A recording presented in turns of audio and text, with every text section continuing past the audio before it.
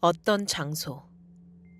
낮에는 관광객들이 사진을 찍고 사람들이 지나가고 건물은 조용히 그 자리에 서 있어요.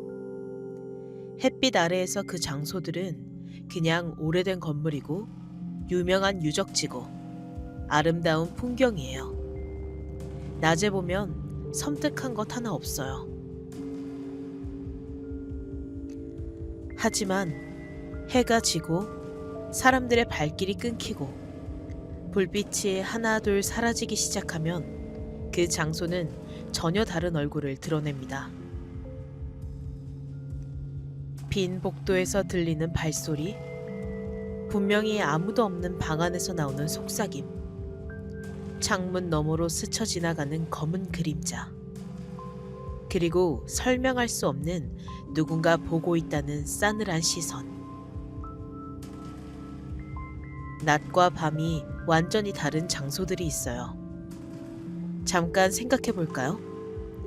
왜 어떤 장소는 밤에만 다른 얼굴을 드러내는 걸까요?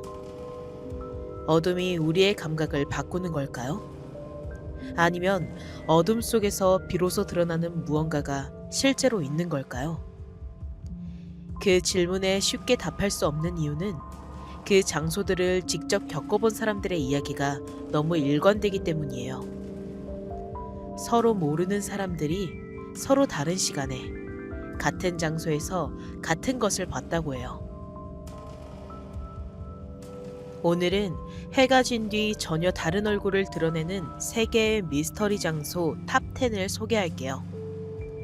목격담이 있는 곳, 설명이 안 되는 기록이 남아있는 곳, 그리고 낮에는 아무렇지 않다가 밤이 되면 사람들이 발길을 끊는 곳들이에요. 본격적으로 시작하기 전에 이런 미스터리 이야기를 좋아하신다면 좋아요와 구독 한 번씩 부탁드립니다.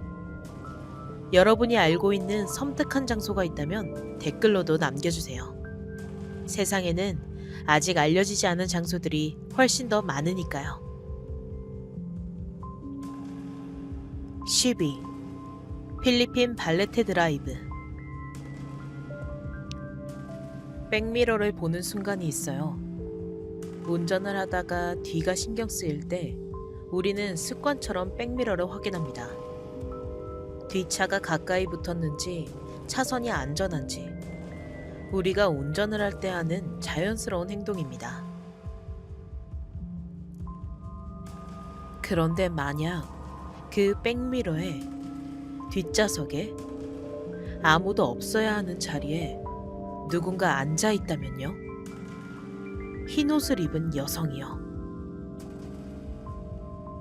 필리핀 마닐라 케손시티에 있는 발레테 드라이브는 낮에 보면 평범한 도로예요.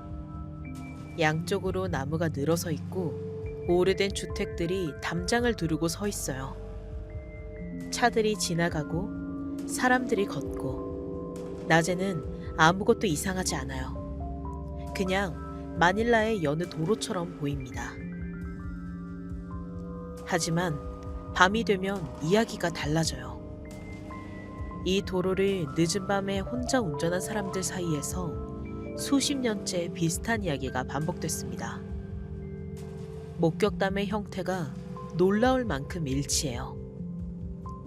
밤에 혼자 발레테 드라이브를 지나가다가 문득 백미러를 봤어요. 뒷좌석에 여자가 앉아 있었어요. 흰 옷을 입은 여자요. 그 여자는 앞을 보고 있지 않았습니다. 오직 운전자만 바라보고 있었죠. 그리고 눈을 마주칩니다. 그리고 다시 봤을 때 없었어요. 이 이야기가 한 번만 나왔다면 그냥 착각이에요. 두 번이면 우연입니다. 하지만 이 도로에서는 수십 년 동안 서로 모르는 사람들이 거의 같은 이야기를 해왔어요. 백미러, 뒷좌석, 흰옷의 여자, 사라짐. 이 네 가지가 반복돼요. 한 명의 착각이라면 잊혔을 이야기가 발레테 드라이브에서는 계속 살아남았습니다. 또 다른 목격담도 있어요. 길가에 여자가 서 있었다는 거예요. 밤의 도로변에 혼자 서 있었어요. 너무 위험한데? 차에 태워야 하나 하는 생각에 속도를 줄이며 가까이 다가갔는데 차가 그 자리에 도착하는 순간 여자가 없어졌습니다. 그냥 사라진 거예요. 뒤를 돌아봐도 없었습니다. 어딘가로 걸어간 것도 아니었어요. 그냥 없어진 겁니다. 이 이야기들을 어떻게 설명할 수 있을까요? 가장 흔한 설명은 도시전설입니다. 마닐라처럼 오래된 도시에는 수많은 괴담이 쌓여 있고 발레테 드라이브도 그 중 하나라는 거예요. 사람들이 이야기를 반복하다 보면 그 이야기가 더 구체화되고 그 장소를 지나는 사람들이 그 이야기를 이미 알고 있기 때문에 심리적으로 민감해진다는 거예요. 어두운 밤, 나무가 들어선 도로, 그리고 머릿속에 심어진 이야기. 그 조합이 착각을 만들어낼 수 있다는 거죠. 충분히 합리적인 설명이에요. 하지만 잠깐 생각해 볼까요? 이 목격담들 중 상당수는 그 이야기를 처음 듣기 전에 겪었다는 사람들의 것이에요. 발레테 드라이브가 무서운 곳이라는 걸 몰랐던 사람이 그냥 밤에 그 길을 지나다가 백미러를 봤다는 거예요. 그리고 집에 돌아와서야 그 이야기를 들었다는 거고요. 그런 사람들의 목격담까지 심리적 암시로 설명할 수 있을까요? 이 도로를 둘러싼 이야기에는 역사적 배경이 있다는 주장도 있어요. 일제강점기 시대 이 지역에서 있었던 사건들, 전쟁 중 희생된 사람들에 대한 이야기들이 이 도로의 괴담과 연결된다는 거예요. 정확히 확인된 역사 기록이 있는 건 아니에요. 하지만 그 배경 이야기가 사람들 사이에서 전해지면서 발레테 드라이브는 단순한 도시전설이 아닌 무언가로 느껴지기 시작했습니다. 이 장소가 무서운 이유는 따로 있어요. 성이나 폐허, 오래된 병원 같은 곳이 아니에요. 그냥 도로입니다. 지금 이 순간에도 차들이 지나가고 있는 평범한 길이에요. 그 평범함이 이 이야기를 더 가까이 끌어당깁니다. 우리가 매일 운전하는 도로와 다르지 않는 곳에서 백미러를 보는 그 평범한 행동 안에 공포가 숨어 있습니다. 오늘 밤 혼자 운전하게 된다면 백미러를 보는 순간이 있을 거예요. 그 뒷좌석이 비어 있다는 걸 확인하고 싶은 마음, 동시에 확인하기가 두려운 마음. 그 두 감정이 동시에 드는 그 순간, 그게 발레테 드라이브가 수십 년째 사람들에게 남기는 느낌이에요. 그리고 그 느낌은 그 도로를 지나지 않아도 이미 여러분 안에 있어요. 지금 이 이야기를 들었으니까요. 9위, 미국 세인트 어거스틴 등대. 소리가 있습니다. 발소리예요. 나선형 계단을 오르는 소리. 한 칸 한 칸, 위에서 아래로, 아래에서 위로. 느리지도 빠르지도 않게 누군가 계단을 오르내리고 있어요. 그런데 등대 안에는 아무도 없어요. 미국 플로리다 세인트 어거스틴. 이 도시는 미국에서 가장 오래된 도시 중 하나예요. 1565년에 설립됐고 그 오랜 시간의 흔적이 골목마다 쌓여 있는 곳입니다. 그 도시의 해안가에 등대가 있어요. 높이 약 51m. 줄무늬 패턴의 검은 흰색 외벽. 낮에 보면 아름다운 역사적 건축물이에요. 관광객들이 계단을 오르고 꼭대기에서 바다를 내려다보고 사진을 찍습니다. 그런데 관광객들이 돌아가고 문이 잠긴 뒤 그 등대는 달라집니다. 이 등대를 둘러싼 이야기 중 가장 많이 반복되는 건 발소리예요.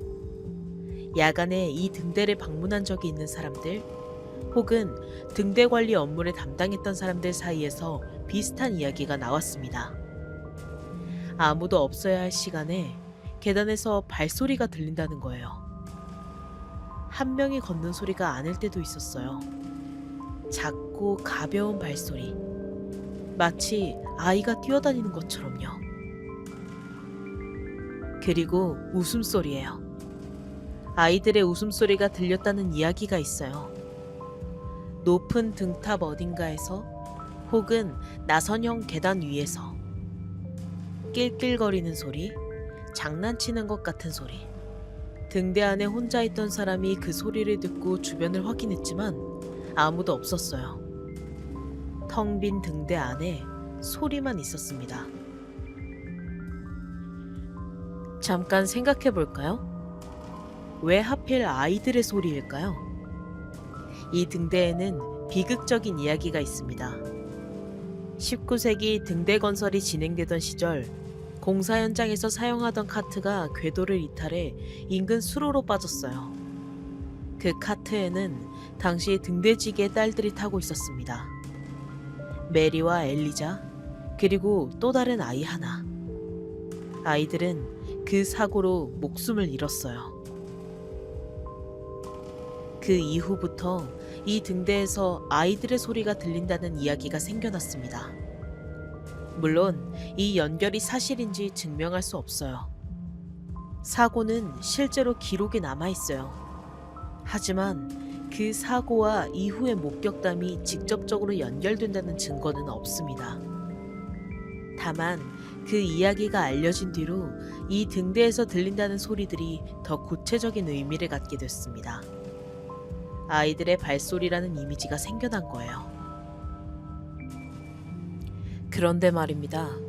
사고 이야기를 모르는 사람들도 비슷한 것을 들었다고 해요. 이 등대는 공식적으로 야간 투어가 운영되는 곳입니다. 가이드와 함께 밤에 등대 안을 둘러보는 프로그램이 있어요. 그 투어에 참여한 사람들 중 일부가 계단에서 이상한 소리를 들었다고 했어요. 가이드와 함께 있는 상황에서도요. 여러 명이 동시에 같은 방향에서 소리가 났다고 증언한 경우도 있었습니다. 그게 건물 구조에서 나오는 소리였는지, 바람이 특정 공간을 통과하며 만드는 소리였는지 합리적인 설명이 가능합니다. 51m 높이의 나선형 구조물은 공기 흐름에 의해 다양한 소리를 만들어낼 수 있어요. 발소리처럼 혹은 사람 목소리처럼 들릴 수 있어요. 하지만 등탑 창문에서 보이는 인형은 어떻게 설명할까요? 여러 목격자들이 등대 꼭대기 창문이나 난간 근처에서 사람의 형태를 봤다고 했어요. 등대 안에 아무도 없다는 걸 확인한 뒤에도 밖에서 올려다보면 창문 너머에 뭔가가 있는 것 같다는 거예요. 빛의 굴절일 수도 있어요. 창문 유리에 반사된 무언가일 수도 있습니다. 하지만 그것을 본 사람들은 하나같이 같은 표현을 씁니다. 누군가 아래를 내려다보고 있었어요. 등대라는 공간이 이 이야기를 더 무겁게 만듭니다. 51m 높이의 좁은 나선형 계단. 오르다 보면 올라온 곳을 내려다볼 수 없어요. 그리고 아래에서 보면 꼭대기가 보이지 않아요. 그 구조 자체가 불안감을 만듭니다. 항상 보이지 않는 공간이 있고 항상 내가 있는 곳 너머에 뭔가가 있을 수 있다는 느낌이에요. 낮에는 그냥 높은 계단이에요. 밤에는 그 계단이 어디로 이어지는지 모르는 길이 돼요. 세인트 어거스틴 등대가 무서운 건 거대한 공포가 아니에요. 조용한 공포입니다. 소리 없이 이어지는 발소리, 없어야 할 자리에서 들리는 웃음, 그리고 꼭대기에서 내려다보고 있을 것 같은 느낌. 그 느낌은 등대 문을 닫고 나온 뒤에도 잠시 동안 따라옵니다. 계단을 다 내려왔는데 위에서 여전히 발소리가 들리는 것 같은 느낌. 그냥 건물 소리라는 걸 알면서도 뒤를 돌아보게 되는 그 순간. 그게 이 등대가 밤마다 사람들에게 남기는 것이에요. 8위. 루마니아 코르빈 성. 돌이 오래되면 소리가 달라집니다. 수백 년을 버텨온 돌벽은 그냥 조용하지 않아요. 바람이 스치면 낮게 울리고 사람이 걸으면 소리가 복도 끝까지 반향합니다. 아무것도 없는 방 안에서도 뭔가 살아있는 것처럼 조금씩 소리를 내요. 그 소리들은 전부 물리적으로 설명할 수 있습니다. 오래된 건물의 구조, 온도 차이, 공기 흐름. 하지만 코르빈 성에서 그 소리를 들을 때는 설명이 잘 생각나지 않습니다. 루마니아 트란실바니아. 이 이름만으로도 이미 어두운 느낌이 드는 지역이에요. 그 지역 한가운데 코르빈 성이 있습니다. 15세기에 건설된 고딕 양식의 성이에요. 날카롭게 솟아오른 탑들, 두꺼운 돌벽, 깊고 어두운 안뜰, 그리고 성 아래를 흐르는 강. 낮에 사진으로만 봐도 이미 음산합니다. 중세 공포 영화의 배경이라고 해도 어색하지 않을 외관이에요. 그런데 실제로 이 성의 역사를 알면 그 외관이 단순한 분위기가 아니라는 걸 알게 됩니다. 코르빈 성은 수백 년 동안 전쟁, 감금, 처형의 역사를 안고 있어요. 중세 유럽의 혼란스러운 시기를 그대로 통과해온 성입니다. 성 안에는 감옥과 고문실이 있어서 수많은 사람들이 이곳에 갇혀 있었습니다. 그 사람들이 이 돌벽 안에서 어떤 시간을 보냈는지 그 기록의 일부가 역사에 남아 있습니다. 그리고 일부는 전설로 전해져요. 그중 가장 유명한 것이 우물 이야기입니다. 성 안 깊은 곳에 우물이 있어요. 깊이가 약 30m에 달하는 돌로 된 우물입니다. 전설에 따르면 이 우물은 오스만 제국의 포로들이 팠어요. 포로들은 이 약속을 받았다고 합니다. 우물을 완성하면 자유를 주겠다고. 그들은 28년에 걸쳐 그 단단한 안반을 파내려 갔어요. 28년이요. 그 세월 동안 그들이 버틸 수 있었던 건 그 약속 하나였을 겁니다. 그런데 그 우물이 완성됐을 때 약속은 지켜지지 않았습니다. 자유를 받지 못한 채 그들은 성 안에서 죽었어요. 28년을 버티게 해준 그 희망이 마지막에 배신으로 끝난 거예요. 그 우물이 지금도 성 안에 있습니다. 관광객들이 들여다보는 그 우물이에요. 아래를 들여다보면 깊고 어두워서 바닥이 보이지 않습니다. 그 어둠 아래에 28년의 시간이 있어요. 희망과 절망이 같이 있습니다. 밤에 그 우물 앞에 혼자 서 있다면 어떤 기분일까요? 코르빈 성에서 밤에 이상한 것을 느꼈다는 이야기들이 있습니다. 복도에서 발자국 소리를 들었다는 이야기, 아무도 없는 방 안에서 낮은 소리가 들렸다는 이야기, 창문 너머로 안뜰을 내려다봤을 때 사람의 형태가 보였다는 이야기.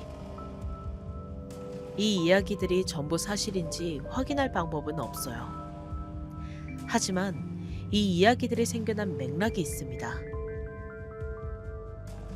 수백 년 동안 이 성 안에서 얼마나 많은 사람들이 두려움과 절망 속에 있었는지를 알면 그 공간이 그냥 텅 빈 돌덩어리로 느껴지지 않아요. 장소에 감정이 스민다는 말이 있습니다. 물론 과학적으로 증명된 건 아니에요. 하지만 어떤 장소에 들어서는 순간 이유를 알 수 없는 무거운 감각이 드는 경험을 한 적이 있으신가요? 코르빈 성을 방문한 사람 중 많은 이들이 그 감각을 이야기합니다.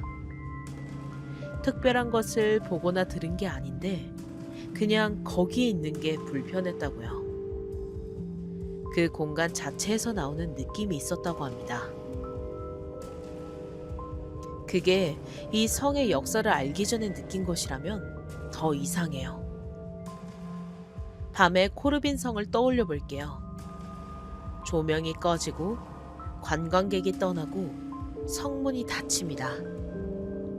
높은 탑들이 어둠 속에서 하늘을 가르고 안뜰은 검게 가라앉아요. 어딘가에서 바람이 돌벽 사이를 지나가며 낮게 울립니다. 복도는 끝이 보이지 않을 만큼 어두워요. 그리고 그 어둠 속 어딘가에 깊은 우물이 있습니다. 바닥에 보이지 않는 우물이요.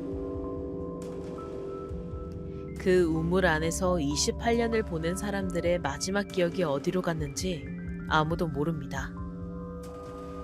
이 성에서 소리가 들린다면 그게 바람인지 다른 무언가인지 확인하러 가고 싶은 마음이 드나요? 저는 잘 모르겠습니다. 코르빈 성은 낮에는 역사책 속의 장소입니다. 밤에는 그 역사가 살아있는 것처럼 느껴지는 장소예요. 그 차이가 이 성을 이 목록에 올리게 만들었습니다. 7위. 일본 이누나키 터널. 터널 안으로 걸어 들어가는 순간이 있습니다. 뒤를 돌아보면 입구가 보여요. 아직 빛이 있습니다. 앞을 보면 어두워요. 얼마나 더 가야 저 어둠이 끝나는지 모르겠습니다. 그리고 걷기 시작합니다. 한 걸음, 두 걸음. 발소리가 벽에 부딪혀 돌아와요. 내 발소리가 둘처럼 들립니다. 아니면 셋처럼요. 뒤를 돌아봐요. 하지만 아무도 없습니다. 다시 앞을 봤을 땐 어둠이 더 깊어진 것 같아요. 그게 터널이라는 공간이 주는 감각입니다. 이누나키 터널은 그 위에 다른 것들이 더 얹혀 있어요. 일본 후쿠오카현 카스야군 산속에 있는 이누나키 터널은 일본에서 가장 유명한 공포 장소 중 하나입니다. 실제로 존재하는 터널이에요. 낡고 좁고 어두운 산속 터널입니다. 입구에 서면 끝이 보이지 않아요. 안으로 들어가면 외부의 소리가 사라지고 대신 터널 특유의 낮은 울림만 남습니다. 이 터널이 유명해진 건 단순히 무서운 외관 때문이 아니에요. 이누나키라는 이름의 마을이 있습니다. 전설에 따르면 이 터널 너머 산속 깊은 곳에 세상과 단절된 마을이 있다고 해요. 그 마을에는 일본 법이 적용되지 않고 외부인이 들어가면 돌아오지 못한다는 이야기예요. 그리고 그 마을 입구에는 이런 표지판이 있다고 전해집니다. 이 앞부터 일본의 법률은 효력이 없습니다. 물론 이건 도시전설이에요. 실제로 그런 마을이 존재한다는 공식 기록은 없습니다. 하지만 이 전설이 워낙 강하게 퍼지다 보니 이누나키 터널 자체가 그 경계선의 이미지를 갖게 됐어요. 여기를 지나면 다른 세계로 들어간다는 느낌이요. 그리고 이 터널과 연결된 실제 사건이 있습니다. 1999년 이 터널 근처에서 끔찍한 범죄 사건이 발생했어요. 구체적인 내용은 다루지 않겠지만 그 사건이 이 지역에 알려지면서 이누나키 터널의 이미지가 완전히 달라졌습니다. 도시 전설에 실제 비극이 더해진 거예요. 그 이후로 이 터널을 방문하는 사람들이 오히려 늘었어요. 그리고 그 사람들이 남긴 이야기들이 쌓이기 시작했습니다. 터널 안에서 이상한 소리를 들었다는 이야기, 핸드폰이 갑자기 꺼졌다는 이야기, 누군가 뒤에서 따라오는 느낌이 들었는데 돌아보면 아무도 없었다는 이야기, 터널에 빠져나온 뒤 시간이 이상하게 느껴졌다는 이야기까지. 이것들이 모두 사실일 수는 없어요. 일부는 과장됐을 거고, 일부는 터널이라는 공간이 만들어내는 감각적 착각일 겁니다. 앞서 말했듯이 터널에서는 발소리가 메아리 쳐요. 핸드폰은 산속에서 신호가 끊길 수 있습니다. 눈이 어둠에 적응하는 과정에서 형태를 잘못 인식할 수 있어요. 하지만 잠깐 생각해 볼까요? 이 모든 설명이 맞다 해도 이 터널이 섬뜩한 이유가 있습니다. 그 설명들이 맞다는 걸 머리로 알면서도 그 안에 들어서는 순간 몸이 먼저 반응한다는 거예요. 지식이 감각을 이기지 못하는 장소가 있습니다. 이누나키 터널이 그런 곳이에요. 알고 가도 무서운 곳입니다. 아는데 무서운 게 어쩌면 모르고 무서운 것보다 더 이상한 일이에요. 이 터널 안에서 혼자 걷는다고 상상해 볼게요. 입구에서 첫 걸음을 뗐어요. 뒤에 빛이 있습니다. 앞에 어둠이 있어요. 발소리가 울립니다. 걸을수록 입구의 빛이 작아져요. 어느 순간 앞도 뒤도 어두워집니다. 그 순간 뒤에서 소리가 나요. 발소리예요. 내 발소리와 박자가 맞지 않습니다. 돌아보고 싶어요. 하지만 돌아보고 싶지 않습니다. 그 순간의 감각을 이누나키 터널이 만듭니다. 실제로 그 안에 무언가 있어서가 아닐 수 있어요. 하지만 그 감각이 실제라는 건 그곳에 다녀온 사람들이 모두 알고 있습니다. 터널은 낮에도 어둡습니다. 그리고 밤에는 그 어둠이 더 두꺼워져요. 입구에 서면 저 안이 어디로 이어지는지 보이지 않습니다. 들어갈 용기가 있는지 없는지는 각자 다를 거예요. 하지만 입구 앞에서 멈추는 그 순간 모두 같은 걸 느낍니다. 저 안에 뭔가 있을 것 같다는 그 느낌이요. 6위, 영국 보를리 렉토리. 건물이 없습니다. 지금 그 자리에 가도 아무것도 없어요. 1944년 화재로 타버렸고 이후 완전히 철거됐습니다. 지금은 영국 에식스주의 조용한 마을 한켠에 그냥 빈터만 남아있어요. 담장도 계단도 벽도 없습니다. 사진과 기록 속에서나 볼 수 있는 건물이에요.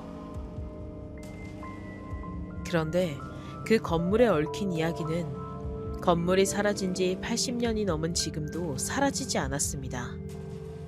오히려 더 살아있어요. 더 많은 사람들이 이야기하고 더 많은 연구자들이 파고들고 더 많은 기록들이 쌓이고 있습니다. 건물이 없는 장소에서 이야기가 이렇게 살아있다는 것 자체가 이미 이상한 일이에요. 보를리 렉토리. 한때 영국에서 가장 유령이 많이 나오는 집이라고 불렸던 장소입니다. 렉토리는 영국 국교의 사제가 거주하는 집이에요. 1863년에 지어진 이 집은 외관부터 음산했습니다. 빅토리아 시대 고딕 양식의 붉은 벽돌 건물. 창문이 많고 방이 많고 복도가 길었어요. 에식스주 시골 마을에 서 있는 그 집은 주변 풍경과는 전혀 어울리지 않는 무게감이 있었다고 합니다. 낮에도 그냥 지나치기 어려운 집이었다고요. 그런데 이 집에 살기 시작한 가족들이 설명하기 어려운 경험을 하기 시작했어요. 처음에는 소리였습니다. 아무도 없는 방에서 발소리가 들렸어요. 종소리가 이유 없이 울렸습니다. 밤에 복도에서 이상한 빛이 보였어요. 가구가 움직이고 물건이 제자리에서 사라졌다는 이야기도 있습니다. 이 집에 살았던 여러 가족들이 비슷한 경험을 보고했어요. 처음 살기 시작한 가족, 그 다음 가족, 또 그 다음. 서로 다른 사람들이 같은 집에서 비슷한 것들을 경험했습니다. 그리고 어떤 사람들은 수도복을 입은 여성의 형태를 봤다고 했어요. 정원을 가로질러 걸어가는 형태였다고 합니다. 가까이 다가가면 사라졌어요. 다시 돌아가면 또 보였습니다. 그 여성이 누구인지, 왜 이 집 정원을 걷고 있는지 아무도 몰랐어요. 다만 이 목격담이 여러 사람에게서 반복됐습니다. 서로 모르는 사람들이 서로 다른 시기에 같은 형태를 봤다고 했어요. 그런데 이 집이 단순한 유령 목격담 이상이 된 이유가 있습니다. 벽 때문이에요. 1930년대 당시 영국에서 유명한 심령 연구가였던 해리 프라이스가 이 집을 조사하기 위해 머물렀어요. 그는 여러 현상들을 직접 목격하고 기록했다고 주장했습니다. 그리고 조사 기간 동안 집안 여러 벽에서 글씨가 나타났다는 이야기가 전해져요. 흐릿하고 떨리는 글씨였습니다. 마치 힘이 없는 손이 간신히 눌러 쓴 것처럼요. 내용은 이랬어요. 이름과 함께 도움을 요청하는 문구들이었습니다. 메리앤, 도와줘요. 특정 이름과 함께 도움을 요청하는 말. 누가 쓴 건지, 언제 쓰인 건지. 그 집에 머물던 사람들은 자신들이 쓴 게 아니라고 했어요. 마치 벽 안에 있는 누군가가 밖으로 메시지를 보내려는 것처럼 보였습니다. 그 글씨가 정말 누군가에 의해 쓰인 것인지 아니면 다른 방식으로 나타난 것인지 확인된 건 없어요. 하지만 그 글씨가 있었다는 것은 당시 여러 사람이 목격했습니다. 해리 프라이스 혼자만의 주장이 아니었어요. 자, 여기서 이야기가 두 갈래로 나뉩니다. 해리 프라이스는 나중에 보를리 렉토리에 대한 책을 썼어요. 영국에서 가장 유령이 많이 나오는 집이라는 제목이었습니다. 그 책은 엄청난 화제가 됐어요. 하지만 그와 동시에 프라이스가 자신의 명성을 위해 현상들을 과장하거나 일부를 조작했다는 비판도 나왔습니다. 심령연구학회에서 그의 방법론에 의문을 제기했고 일부 목격담이 실제로 조작된 것으로 드러났어요. 그렇다면 이 집의 모든 이야기가 거짓이었을까요? 꼭 그렇게 단정하기는 어렵습니다. 왜냐하면 프라이스가 오기 이전부터 그리고 그가 떠난 이후에도 이 집에서 이상한 것을 경험했다는 사람들이 있었거든요. 해리 프라이스와 전혀 관계없는 사람들이었습니다. 그리고 무엇보다 유골 때문이었어요. 1938년 이 집에 머물던 사람들이 자동석이라는 방법을 시도했어요. 특별한 의식 없이 손이 움직이는 대로 글씨를 쓰는 겁니다. 그 과정에서 나온 내용이 있었어요. 집 지하 어딘가에 여성의 유해가 묻혀 있다는 거였습니다. 그 정보에 따라 집 지하를 팠어요. 그리고 실제로 여성의 유골 일부가 발견됐습니다. 유골이 정말 나왔어요. 누구의 유골인지는 확인되지 않았습니다. 언제 묻힌 건지도 몰라요. 법적으로 범죄 사건이 있었던 건지 아니면 아주 오래전에 자연스럽게 묻힌 건지도 불분명합니다. 하지만 자동서기로 나온 정보가 실제 유골 발견으로 이어졌다는 사실은 이 집에 대한 이야기를 단순한 과장이나 조작으로만 처리하기 어렵게 만들었어요. 무언가가 있었습니다. 정확히 무엇인지는 몰라도요. 그리고 1939년 이 집의 당시 거주자가 일지에 이런 내용을 남겼어요. 밤에 복도에서 소리가 들렸다. 분명히 아무도 없었는데 이 집은 낮에도 무언가가 남아있는 것 같다.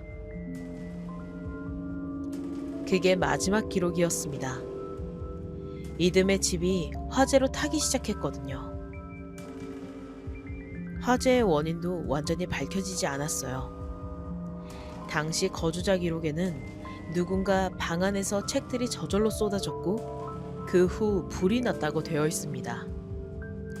그 말을 믿을 수 있는지는 모르겠지만 화재 자체는 사실이에요.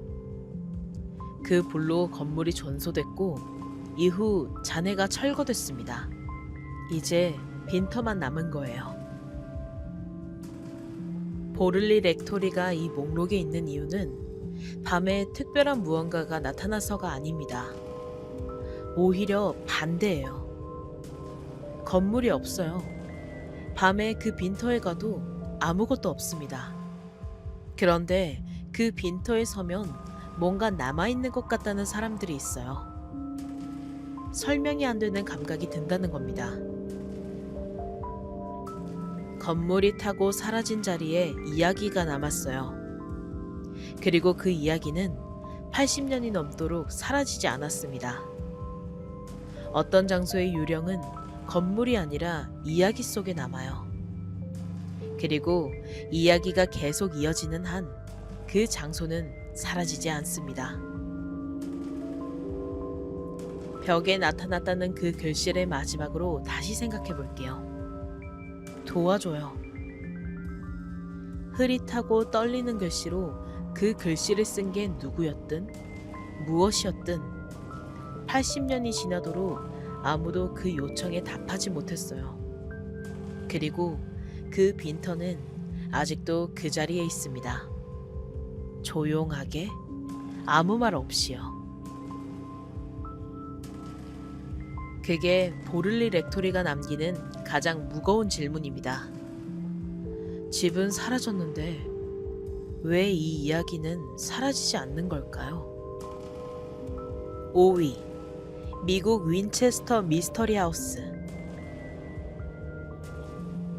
문을 열었어요. 그런데 벽이 나왔습니다. 벽이에요. 방이 아닙니다. 복도도 아닌 그냥 벽이었습니다. 문을 열었는데 아무 데도 갈 수 없어요. 다른 문을 찾아서 열어봤지만 이번엔 계단입니다. 계단을 따라 올라갔더니 이번엔 천장이에요. 더 이상 갈 곳이 없어요. 계단이 천장으로 이어지고 있거든요. 뒤돌아서 내려옵니다. 복도가 이어져요. 걷고 또 걷습니다. 이번엔 복도입니다. 꺾이고 또 꺾여요. 어디로 가고 있는지 모르겠어요. 왔던 곳으로 돌아가려는데 이번엔 처음 보는 방이 나옵니다. 맞아요. 이 집에서는 방향 감각이 작동하지 않습니다. 미국 캘리포니아 산호세 윈체스터 미스터리 하우스. 방이 160개예요. 계단은 40개입니다. 문이 2000개 이상이에요. 그런데 그 문들 중 상당수가 어디에도 이어지지 않아요. 열면 벽이 나오거나 바닥이 없는 낭떠러지가 나오거나 천장으로 이어지는 계단이 나와요. 창문을 열면 방 안으로 이어지는 경우도 있어요. 창문인데 방이에요. 이 집은 1884년부터 1922년까지 38년 동안 지어졌습니다. 아니, 더 정확히는 38년 동안 계속 증축됐어요. 멈춘 적이 없어요. 완성된 적도 없어요. 매일, 그리고 밤에도 공사가 이어졌어요. 낮에 지은 부분을 밤에 허물고 다시 짓는 경우도 있었다고 해요. 그리고 38년 후 공사는 갑자기 멈췄습니다. 집주인이 사망했기 때문인데요. 집주인의 이름은 사라 윈체스터입니다. 사라 윈체스터가 어떤 사람이었는지를 이해하려면 윈체스터라는 이름이 무엇을 의미하는지부터 알아야 합니다. 윈체스터 반복소총. 19세기 미국에서 가장 많이 팔린 총이에요. 총기 역사에 남는 무기였고 그 총을 만든 회사가 윈체스터 리피팅 암즈 컴퍼니예요. 사라의 남편 윌리엄 윈체스터가 그 회사의 상속인이었습니다. 그런데 윌리엄이 폐결핵으로 사망했어요. 그리고 그보다 몇 년 앞서 그들의 딸도 태어난 지 한 달 만에 세상을 떠났습니다. 이 딸은 죽음 속에서 사라 윈체스터는 심령술사를 찾아갔다고 전해져요. 그리고 거기서 이런 말을 들었다는 이야기가 전해집니다. 당신 가족이 계속 죽는 건 윈체스터 총으로 죽은 수많은 영혼이 복수를 하고 있기 때문이에요. 그 영혼들을 달래려면 집을 계속 지어야 해요. 공사가 멈추는 날 당신도 죽을 거예요. 이게 사실인지 실제로 사라가 그 말을 믿었는지 확인할 방법은 없어요. 심령술사를 만났다는 기록도 불분명해요. 하지만 그녀가 실제로 한 행동은 사실이에요. 1884년부터 캘리포니아 산호세의 저택을 사들여 죽을 때까지 38년간 공사를 멈추지 않았어요. 그 결과가 지금 우리가 보는 이 집이에요. 그런데 여기서 이상한 부분이 있어요. 바로 이 집의 구조가 왜 이렇게 됐는지에 대한 설명인데요. 크게 두 가지입니다. 첫 번째는 영혼 회피설이에요. 영혼들이 길을 잃도록 의도적으로 미로처럼 설계했다는 거예요. 막다른 문, 천장으로 이어지는 계단, 어디에도 연결되지 않은 창문. 이 모든 게 영혼을 혼란스럽게 만들기 위한 장치였다는 거예요. 영혼은 직선으로만 움직이기 때문에 꺾이고 막힌 구조로 만들면 쫓아오지 못한다는 믿음이 있었다고 해요. 두 번째는 좀 더 현실적인 해석이에요. 38년간 계획 없이 계속 증축만 하다 보면 당연히 구조가 이상해질 수밖에 없다는 겁니다. 건축가 없이 진행된 공사였고 매번 다른 방향으로 확장됐으니 앞뒤가 맞지 않는 부분이 생겼을 거라는 설명이에요. 1906년 샌프란시스코 대지진으로 집 일부가 무너진 뒤 그 상태로 방치된 구역도 있다고 해요. 두 번째 설명은 충분히 합리적이에요. 하지만 이 집을 직접 걷다 보면 그게 단순히 계획 없이 지어진 결과로만 납득하기 어려운 부분이 있어요. 문이 열리려면 반드시 어딘가로 이어져야 해요. 그게 문입니다. 그런데 이 집에는 아무데도 이어지지 않는 문이 너무 많아요. 실수로 만들어진 문이라면 막아버리면 됩니다. 그런데 이 집의 막다른 문들은 막혀 있지 않아요. 여전히 열립니다. 열리지만 아무데도 가지 못할 뿐이에요. 그 문들이 실수의 결과라면 왜 수정하지 않았을까요? 그리고 또 하나. 이 집에서 숫자 13이 반복적으로 나타나요. 창문에 유리창이 13개, 방의 벽장이 13개, 계단에 계단이 13개, 욕조의 배수구가 13개. 이게 우연일까요? 13은 불길한 숫자로 여겨지지만 동시에 심령의식에서 특별한 의미를 갖기도 해요. 사라 윈체스터가 이것들을 의도했는지 아니면 그냥 우연히 이렇게 됐는지 우리는 알 수 없습니다. 사라가 매일 밤 특정 방에서 영혼들과 대화를 나눴다는 이야기도 있어요. 그 방을 블루룸이라고 불렀다고 합니다. 그녀는 그 방에서 매일 밤 혼자 시간을 보냈고 아침이 되면 공사 지시를 내렸다고 해요. 새벽 2시에 종을 울려 영혼을 불렀다가 새벽 4시에 다시 종을 울려 돌려보냈다는 이야기도 전해져요.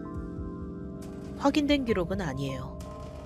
하지만 그녀의 행동 패턴 자체가 뭔가 비밀스럽고 규칙적이었다는 건 당시 사람들의 증언에서 반복적으로 등장해요. 1922년 9월 5일, 사라 윈체스터는 수면 중 심장마비로 세상을 떠났습니다. 그날 아침 모든 공사가 멈췄어요. 38년 동안 한 번도 멈춘 적이 없던 공사가 그날 처음으로 멈췄습니다. 집은 완성되지 않은 채로 그 자리에 남았어요. 못이 박히다만 벽, 이어지다만 계단, 설치되다만 창문. 사라가 죽는 순간까지 하고 있었던 것들이 그대로 멈춰 있어요.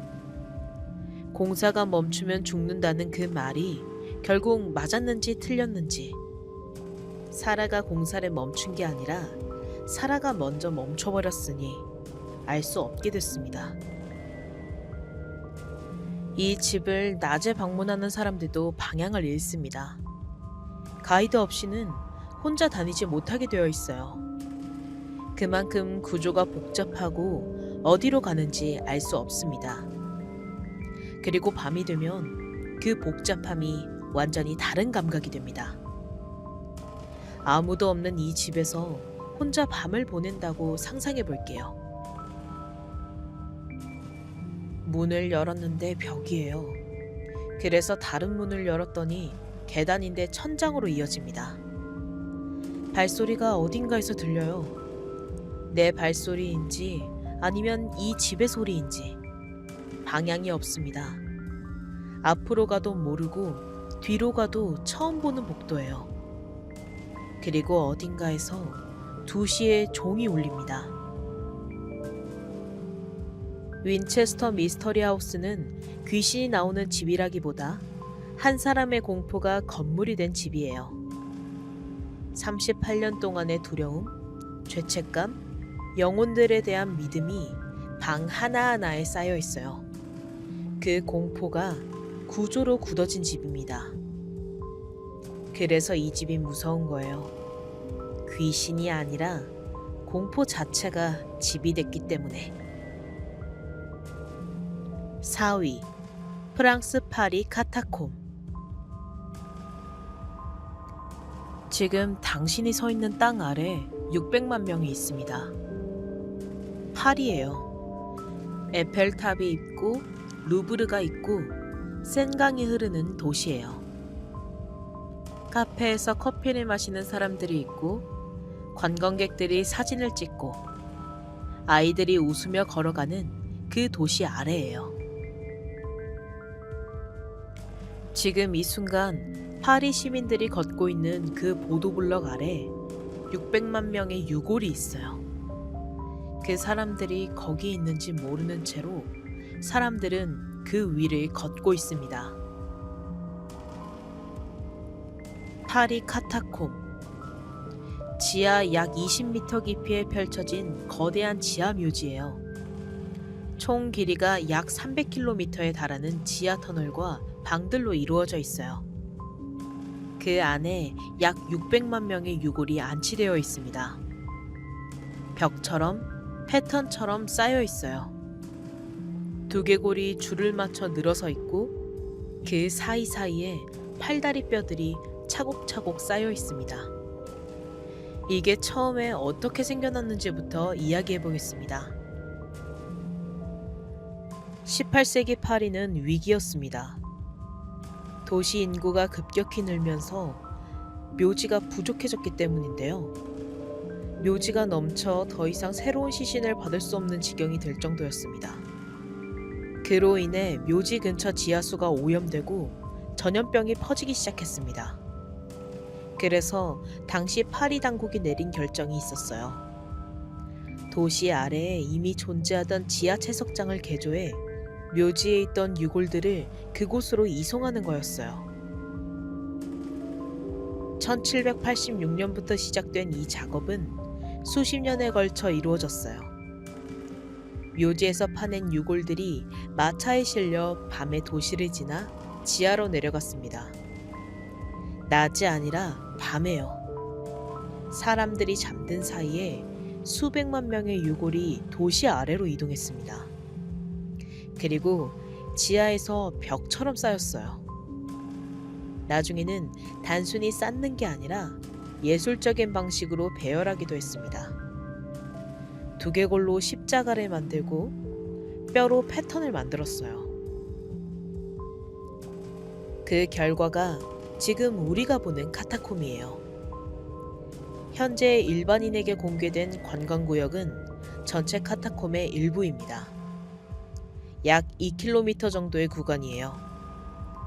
300km 중 2km. 나머지 298km는 공식적으로 일반인 출입이 금지되어 있습니다. 그런데 말입니다. 그 금지구역에 들어가는 사람들이 있어요. 카타필이라고 불리는 사람들입니다. 카타콤을 불법으로 탐험하는 집단이에요. 1950년대부터 이어진 문화로 파리에서만 수천 명이 이 활동을 해왔어요. 그들은 이 미로 같은 지하 터널 안을 걷고 탐험하고 심지어 파티를 열기도 했어요. 유골이 쌓인 그 공간에서요. 그리고 그들 중 일부가 길을 잃었습니다. 공식적으로 알려진 사례가 있어요. 1793년 한 남성이 카타콤 안에서 길을 잃었습니다. 그가 발견된 건 11년 후였어요. 유골 상태로요. 그 이후에도 길을 잃어 구조된 사례들이 기록되어 있습니다. 오늘날에도 카타콤 탐험 중 길을 잃어 경찰 구조대가 출동하는 일이 가끔 발생해요. 왜 길을 잃는 걸까요? 지하로 내려가는 순간부터 방향 감각이 무너지기 시작해요. 태양이 없습니다. 바람의 방향이 없어요. 경사로 위치를 가늠할 수도 없어요. 터널은 꺾이고 또 꺾이고 갈림길이 계속 나옵니다. 그리고 모든 방향이 같은 어둠이에요. 표지판이 있는 구간도 있지만 누군가 지웠거나 잘못된 방향을 적어 놓은 경우도 있다고 해요. 장난인지 의도인지 알 수 없습니다. 그리고 소리가 이상하게 울려요. 300km의 터널에서 소리는 벽을 타고 멀리까지 전달돼요. 내 발소리가 저 멀리서 울려 돌아와요. 다른 방향에서 발소리가 들립니다. 혼자인데 다른 곳에 누군가 있는 것 같아요. 그 소리가 다른 탐험자의 소리인지 벽에 반영된 내 소리인지 지하에서는 구분이 안 됩니다. 그리고 무언가를 본다는 이야기들이 있어요. 600만 명의 유골이 있는 공간에서 밤에 빛이 보였다는 이야기가 있습니다. 출처가 없는 빛이요. 혼자 탐험 중이었는데 멀리 터널 저편에서 희미한 빛이 보였다는 거예요. 가까이 가보면 아무것도 없습니다. 그리고 또 다른 방향에서 빛이 보였어요. 그걸 따라가다 보면 더 깊은 곳으로 들어가게 됐다는 이야기도 있습니다. 그 빛이 무엇이었는지는 몰라요. 다른 탐험자의 랜턴이었을 수도 있어요. 착각이었을 수도 있고요. 하지만 그 빛을 따라간 사람들 중 일부가 혼자 길을 잃었습니다. 2004년 관리팀이 카타콤 내부에서 이상한 것을 발견했어요. 금지구역 어딘가에 작은 방이 만들어져 있었던 겁니다. 누군가 그곳에 의자와 테이블을 갖다 놓고 영화 상영 시설까지 만들어 놓았어요. 그리고 냉장고와 음식도 있었습니다. 그 방 안에는 이런 메모가 있었다고 해요. 당신들은 금지구역에 들어왔습니다. 다음에는 우리가 없을 것입니다. 누가 만든 건지 지금도 알 수 없어요. 수사를 했지만 용의자를 찾지 못했거든요. 카타콤 안에서 그 공간을 사용하던 사람들이 누구였는지, 얼마나 오래 거기 있었는지 아무것도 밝혀지지 않았습니다. 그리고 그 방은 철거됐어요. 하지만 그 300km 안에 또 다른 방이 있을 수 있습니다. 아직 발견되지 않은 공간인 거죠. 잠깐 생각해 볼까요?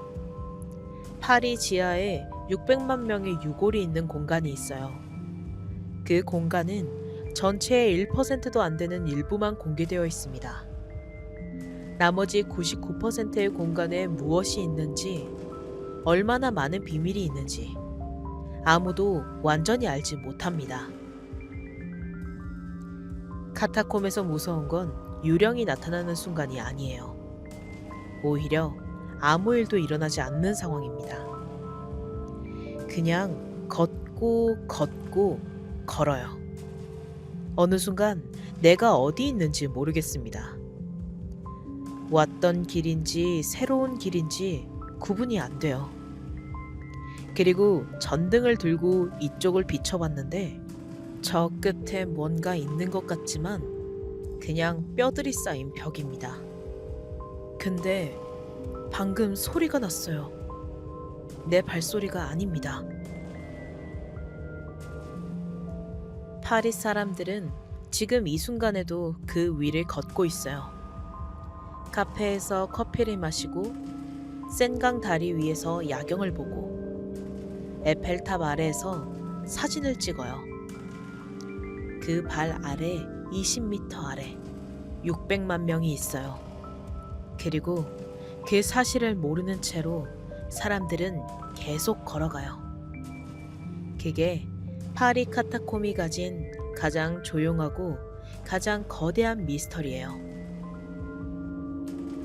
3위 체코 흐우스카 성. 성은 왜 짓는 걸까요? 적의 침입을 막기 위해서, 왕이 머물기 위해서, 교역로를 통제하기 위해서, 군사 거점을 확보하기 위해서. 어떤 이유든 성은 보통 사람들을 보호하기 위해 지어집니다. 밖에서 오는 위협을 막기 위해서요. 그런데 흐우스카 성은 달라요. 이 성은 밖에서 오는 것을 막기 위해 지어진 게 아니에요. 전설에 따르면 아래에서 올라오는 것을 막기 위해 지어졌어요. 체코 보헤미아 북부, 프라하에서 북쪽으로 약 50km 떨어진 숲속에 흐우스카 성이 있어요. 13세기에 지어진 성이에요. 외관은 평범한 중세성입니다. 하지만 이 성의 위치가 좀 이상해요. 성이 왜 거기에 있어야 하는지 설명이 잘 안 됩니다. 중세성은 보통 전략적인 위치에 세워졌어요. 강을 내려다보는 언덕, 중요한 도로의 교차점, 해안가 절벽, 방어에 유리하거나 교역로를 통제할 수 있거나 식수 공급이 가능한 곳이어야 해요. 그런데 흐우스카 성이 있는 위치는 이 조건들을 제대로 충족하지 못해요. 주요 도로와도 거리가 있고 전략적 요충지도 아니고 방어를 위한 자연지형의 이점도 크지 않아요. 그렇다면 왜 그 자리에 성을 세운 걸까요? 전설은 이렇게 말합니다. 그 자리에 구멍이 있었다고요. 깊고 어두운 바닥이 보이지 않는 구멍이요. 그리고 그 구멍에서 이상한 것들이 올라온다고 사람들이 믿었습니다. 괴물 같은 형태들, 반인반수의 존재들, 어둠 속에서 기어 나오는 무언가들. 사람들은 그 구멍을 지옥으로 통하는 입구라고 불렀어요. 그래서 그 구멍 위에 성을 세웠다는 거예요. 막기 위해서, 봉인하기 위해서요. 이걸 뒷받침하는 이야기가 있어요. 성을 짓기 전 당시 사람들이 그 구멍이 얼마나 깊은지 알아내려 했다고 해요. 밧줄에 죄수들을 매달아 구멍 아래로 내려보냈다는 전설이 있어요. 시간이 지나 끌어올렸을 때 어떤 죄수는 이미 미쳐 있었고 어떤 죄수는 완전히 백발이 되어 있었다고 해요. 젊은 사람이 내려갔다가 노인의 모습으로 올라온 거예요. 그리고 어떤 죄수는 아예 올라오지 않았다고 해요.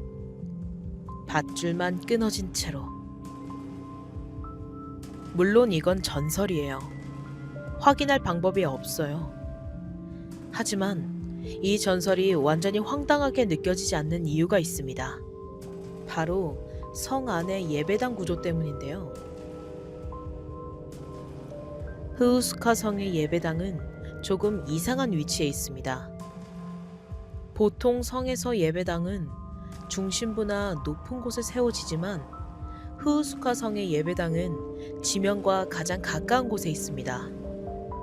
그리고 예배당 바닥 아래에 깊은 구덩이가 있어요. 그 구덩이를 예배당이 덮고 있는 구조인 거죠. 다시 말하면 예배당이 그 구멍을 봉인하고 있는 형태인 겁니다. 왜 예배당을 그 자리에 세웠을까요? 구멍 위에 신성한 공간을 만들면 아래에서 올라오는 것을 막을 수 있다고 믿었던 걸까요? 중세 사람들은 악마가 신성한 공간을 통과하지 못한다고 믿었어요. 그렇다면 예배당을 그 구멍 위에 세운 것은 건축이 아니라 봉인의식이었을 수도 있어요. 이 성에 얽힌 이야기는 중세에서 끝나지 않아요. 2차 세계대전 당시 나치 독일이 이 성을 점령하고 사용했어요. 나치의 오컬트 연구 조직 SS 아넨에르베가 이 성에 관심을 보였다는 이야기가 있어요. 아넨에르베는 나치 정권 아래 신비주의와 초자연 현상을 연구하던 조직이에요. 그들이 왜 이 성을 택했는지 정확한 기록은 없지만 이 성의 지하 구조에 관심을 가졌다는 주장이 있습니다. 나치가 이 성에서 어떤 연구를 했는지, 무엇을 찾았는지, 무엇을 발견했는지 공식적으로 밝혀진 건 없습니다. 전쟁이 끝나고 나치가 떠나면서 남긴 기록도 불분명해요. 하지만 나치의 신비주의 조직이 이 성에 특별한 관심을 보였다는 사실은 이 성이 단순한 중세 건물이 아닐 수 있다는 의심을 키웁니다. 그들도 아래에 뭔가가 있다고 생각했던 걸까요? 밤에 이 성을 방문한 사람들의 이야기들이 있어요. 예배당 근처에서 이상한 감각을 느꼈다는 이야기, 지하 방향에서 소리가 들렸다는 이야기, 이유를 알 수 없는 극도의 불안감을 느꼈다는 이야기들. 이것들이 그 구멍 전설을 아는 사람들의 심리적 반응인지 아니면 실제로 그 공간에 뭔가가 있는 건지 알 수 없습니다. 잠깐 생각해 볼까요? 이 성이 무서운 이유는 뭔가가 나타나기 때문이 아니에요. 오히려 아무것도 나타나지 않기 때문이에요.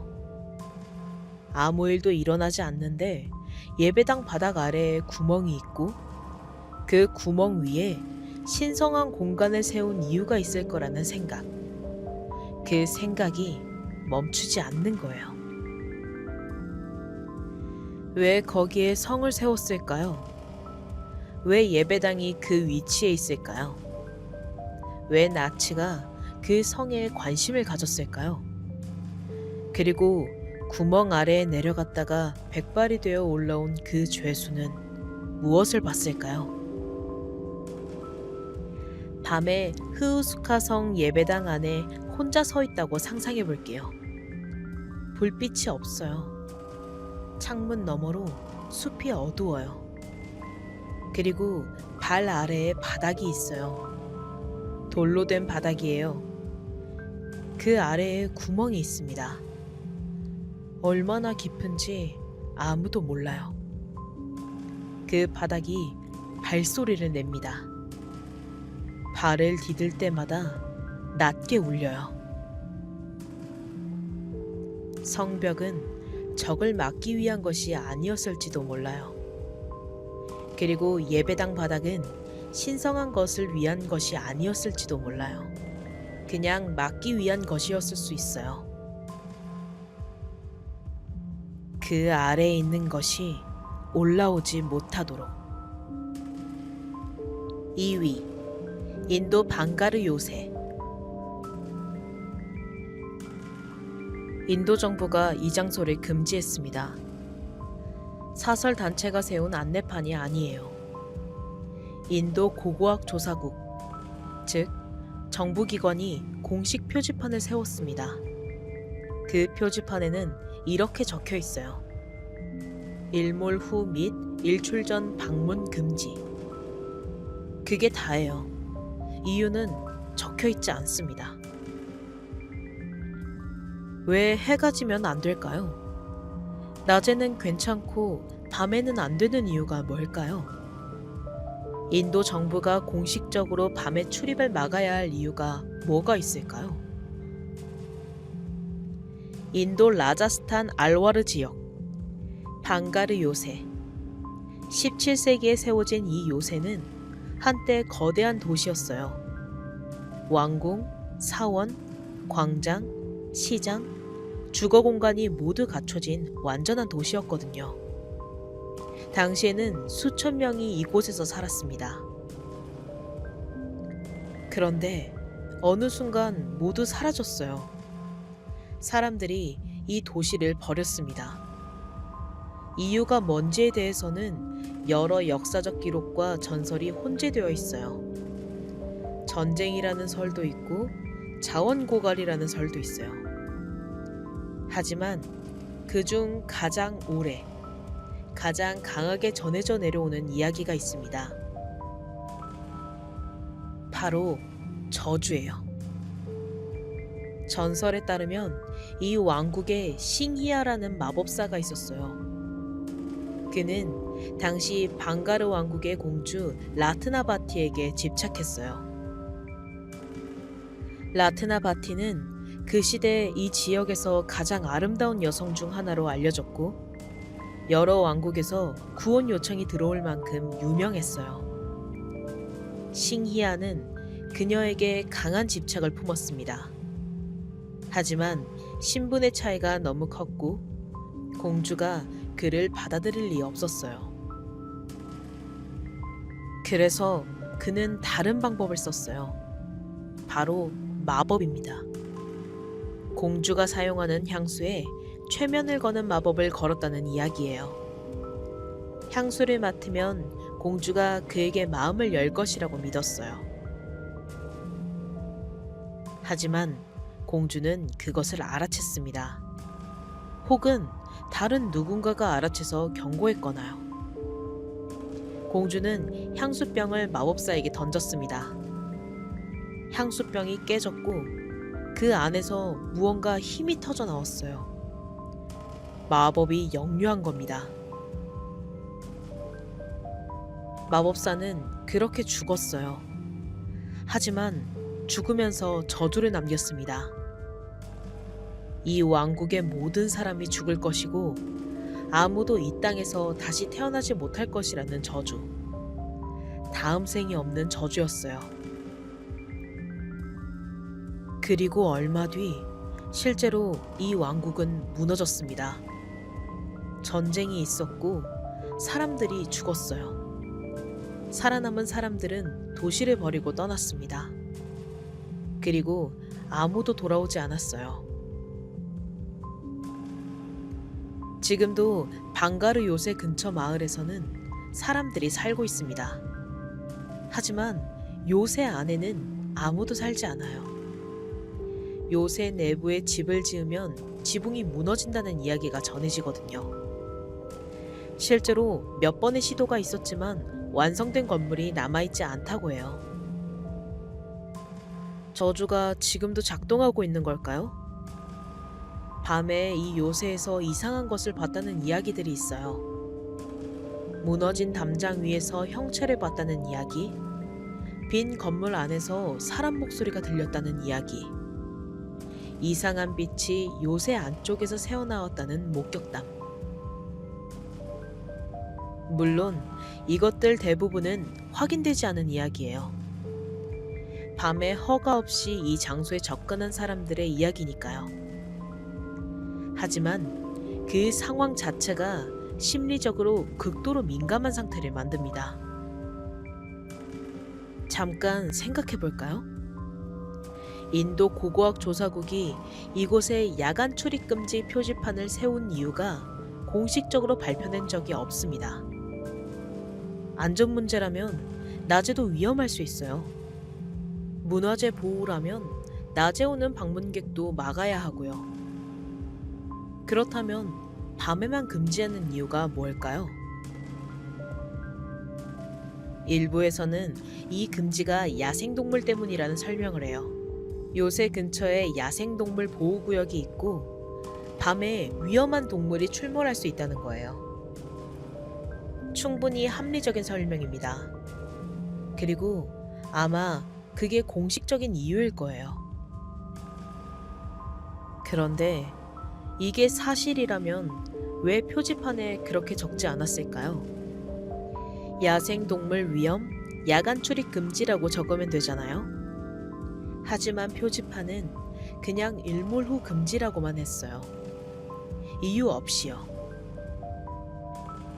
이유 없는 금지가 더 무서워요. 이 요새에 얽힌 이야기 중 또 하나가 있어요. 낮에 이 요새를 방문한 사람들이 사진을 찍다가 이상한 것을 발견했다는 이야기예요. 찍을 때는 몰랐는데 나중에 사진을 보니 아무도 없어야 하는 공간에 형태가 찍혀 있었다는 거예요. 특정 건물 창문 안에 아니면 무너진 벽 뒤에. 흐릿하고 불분명하지만 사람의 실루엣처럼 보이는 무언가가요. 이게 빛의 굴절인지 렌즈 플레어인지 아니면 다른 무언가인지 알 수 없습니다. 하지만 이 요새에서 그런 사진이 찍혔다는 이야기가 한 번이 아니라 여러 번 나온다는 것은 흥미로운 일이에요. 방가르 요새는 한때 살아있는 도시였어요. 왕이 있었고, 궁인들이 있었고, 상인들이 있었고, 아이들이 뛰어다녔어요. 그 모든 삶이 어느 날 갑자기 사라진 겁니다. 그리고 지금 그 흔적만이 남아있어요. 낮에는 그냥 오래된 돌벽입니다. 무너진 기둥이고요. 풀이 자란 광장이에요. 하지만 해가 지면 그 돌벽 사이에 뭔가가 있는 것 같은 느낌이 든다고 해요. 관광객이 떠나고 경비원이 문을 잠그고 조명도 없는 그 어둠 속에서 한때 수천 명이 살던 도시가 완전히 조용해지는 그 순간, 그 도시에 살던 사람들의 마지막 순간이 어떠했는지 아무도 모릅니다. 그 저주가 진짜였는지 아니면 그냥 전쟁과 자원 고갈로 무너진 도시인지 아마 후자일 가능성이 높아요. 하지만 정부가 밤에는 들어가지 말라는 표지판을 세워놓은 그 장소에 저 혼자 서 있다면 어떤 기분일까요?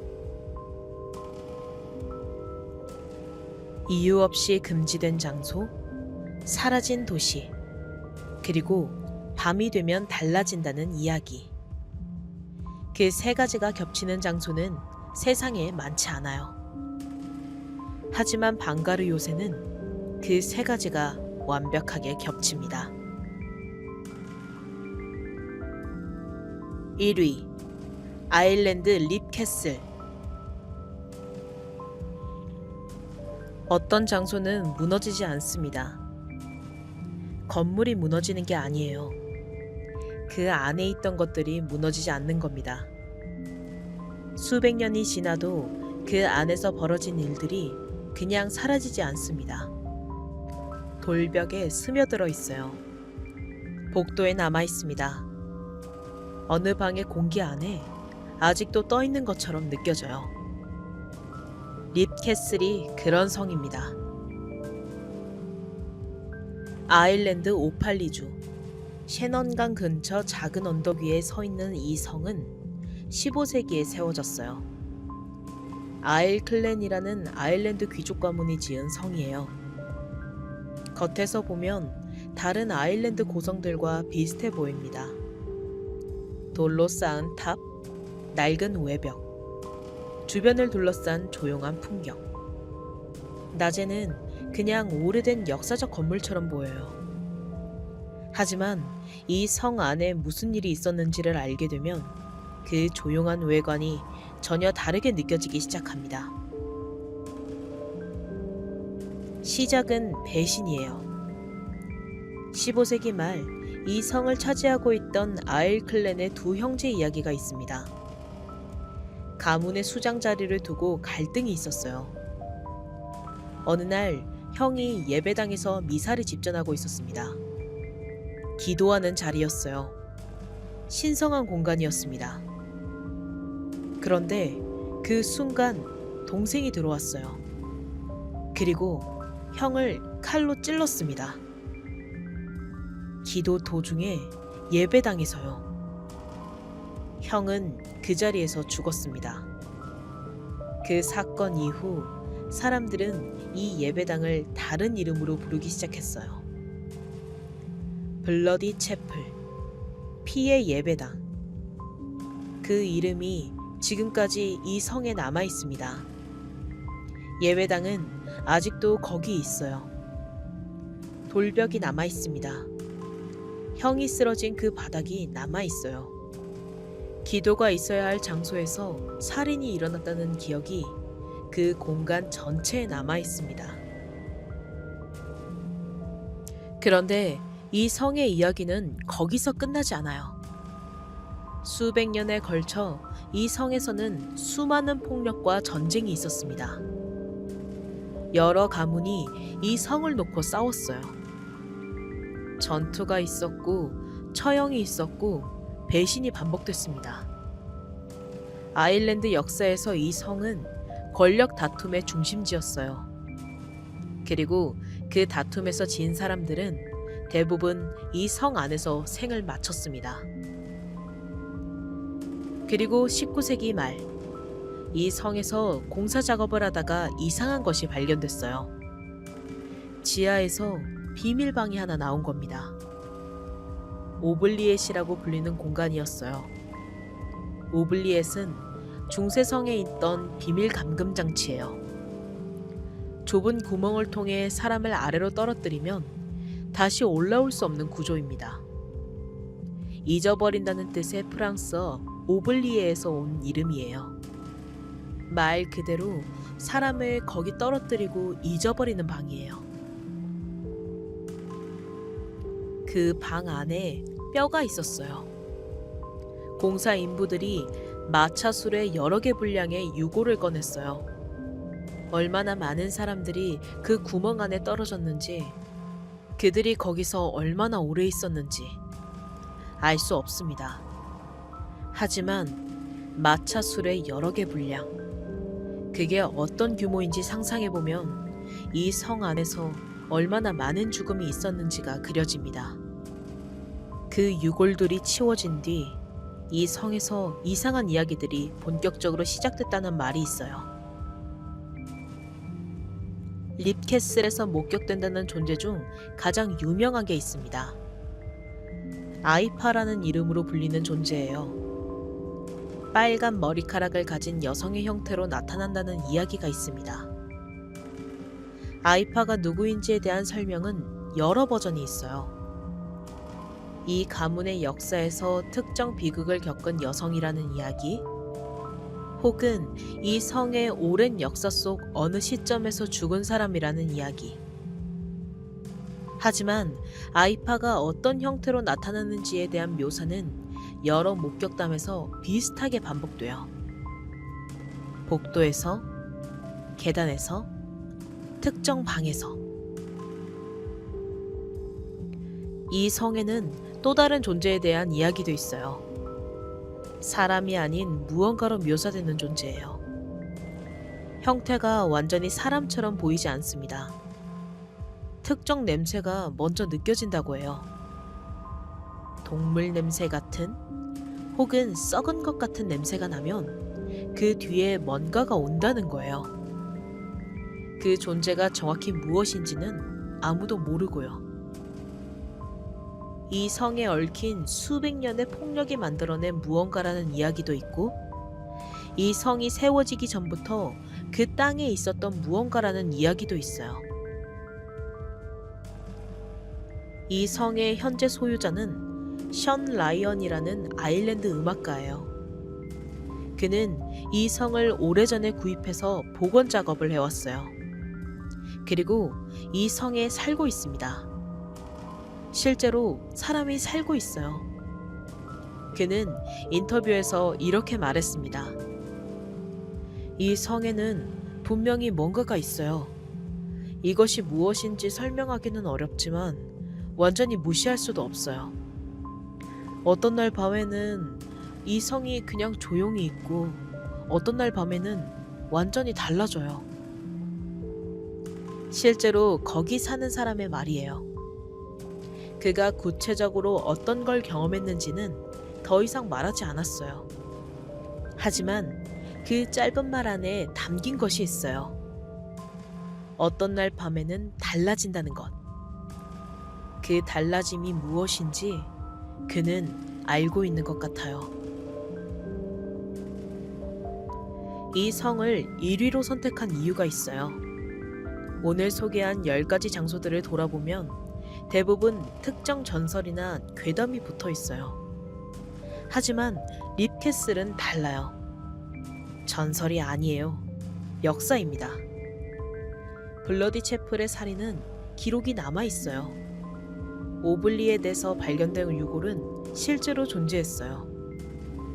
마차술의 여러 개 분량의 뼈가요. 수백 년에 걸친 전쟁과 배신이 이 성 안에서 실제로 벌어졌어요. 그 역사 위에 이야기들이 쌓인 겁니다. 목격담이 쌓였어요. 그리고 실제로 거기 사는 사람이 어떤 날 밤에는 달라진다고 말했고요. 역사와 전설과 현재가 이 성 안에서 구분되지 않습니다. 밤에 립캐슬의 블러디 채플 안에 혼자 서 있다고 상상해 볼게요. 수백 년 전 그 바닥에서 누군가가 기도를 하다가 죽었어요. 지하에는 뼈들이 있고요. 복도 어딘가에서 냄새가 나기 시작해요. 그리고 뭔가가 다가오는 것 같습니다. 이 성은 낮에도 무서워요. 밤에는 과거가 아직 끝나지 않은 곳이에요. 수백 년의 폭력과 배신과 죽음이 아직 그 돌벽 안에 있습니다. 어떤 날 밤에는 그게 느껴질 정도고요. 그게 립캐슬이 1위인 이유입니다. 오늘 소개한 장소들은 대부분 낮에는 평범한 관광지예요. 오래된 유적이고 역사적 건물이고 사진 찍기 좋은 명소예요. 하지만 해가 지고 사람들의 발걸음이 사라지고 공간이 완전히 조용해지는 순간 그곳의 이야기는 다시 시작됩니다. 누군가는 발소리를 들었다고 말해요. 누군가는 그림자를 봤다고 말하고요. 누군가는 설명할 수 없는 시선을 느꼈다고 합니다. 그리고 어떤 사람은 그냥 그 장소가 낮과 다른 뭔가라는 걸 느꼈다고 말해요. 구체적으로 무엇을 봤는지 말할 수는 없는데 그냥 달랐다고요. 그게 이 이야기들이 수백 년이 지나도 사라지지 않는 이유일 거예요. 그 모든 것이 착각일 수 있어요. 아마 대부분은 그럴 거예요. 어둠이 감각을 바꾸고 고립이 상상력을 키우고 그 장소의 이야기를 미리 알고 있었기 때문에 더 민감해진 것일 수 있어요.